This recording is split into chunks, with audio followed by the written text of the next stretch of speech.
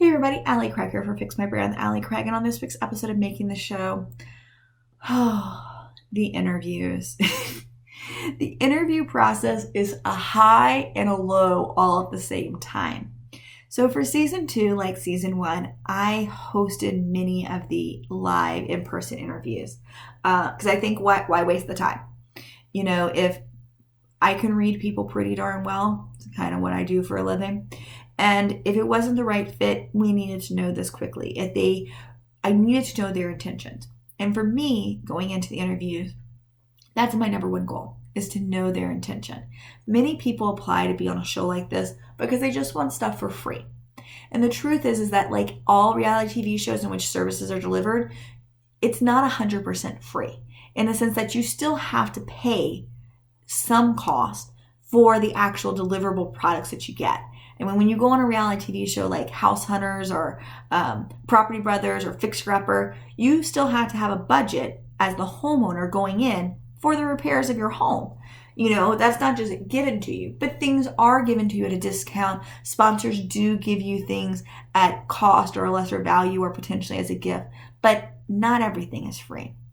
Many times people were applying to be on the show and their intention is they want something for free.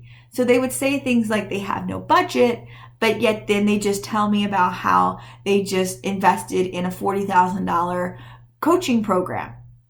So no, you do have a budget. You just chose that this wasn't the place to invest in it. You wanted the coaching program over a brand. That's your choice.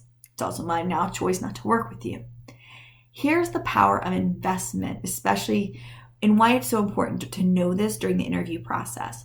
If you're not willing to invest in showing up to the interview on time, you're not willing to invest that and realize that this is a great value, but there is cost sometimes. There's just logistical cost to the show that you need to cover because it's your brand, it's your website, it's your logo, it's your photo shoot, it's you.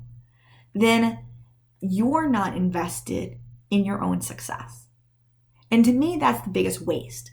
To me, it's always the biggest waste that I'm going to pour my heart and soul.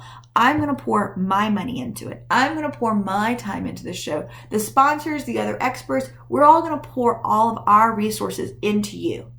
That if you don't see the value in you and what you offer enough to put your time and your money into this, then what's the point? Because that means you're not committed to this brand. You're not committed to the true cause of it. Because here's the thing.